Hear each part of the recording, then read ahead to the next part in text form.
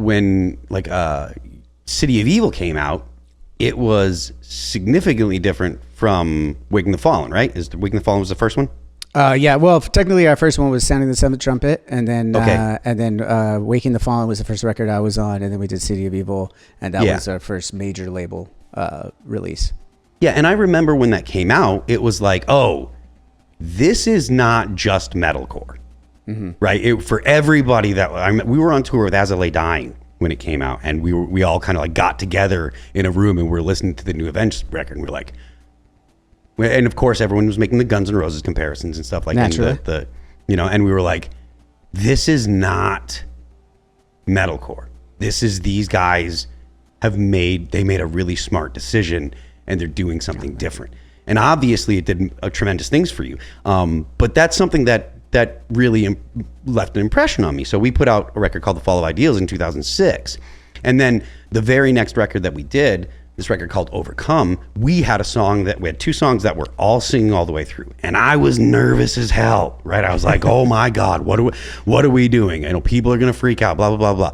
So much, in fact. So there was an argument that I had with our label at the time, and I was totally wrong.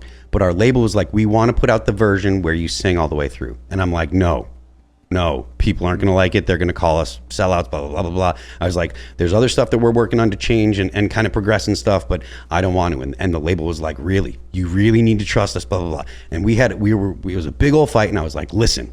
I was like, all right, fine, we'll do it your way. But when you're wrong, I'm going to let you know. And I'm going to blah, blah, blah. And it was a big old fight. And I was wrong. I was as wrong as hell. The gold record. Yeah. Over here, right there. That one right there. That's the gold record. And we got that song actually went platinum too. So I was extremely wrong. But having that change and looking at the metalcore scene and saying, we got to do something different. It was a really big, important thing for us. Not that I want to knock other bands or anything, but like a lot of bands that came up as metalcore bands, they relied on the breakdown as the hook and the thing that was getting people at shows. Because when you're playing live and you get to the breakdown and the whole place goes bananas, you're like, that's it. That's the selling point. 100%. That's what people love. And so it's really hard to be in that spot and be like, we're not going to write breakdowns on the next record, or we're not going to do that. It's like, what are you talking about? This is why people care. And I think there are too many bands that kind of didn't see the forest for the trees, maybe or didn't understand that what the people were loving was the hook that the breakdown gave. It wasn't that it was a breakdown. So if you write hooks in your choruses or you write hooks in your music, they're still going to gravitate to that.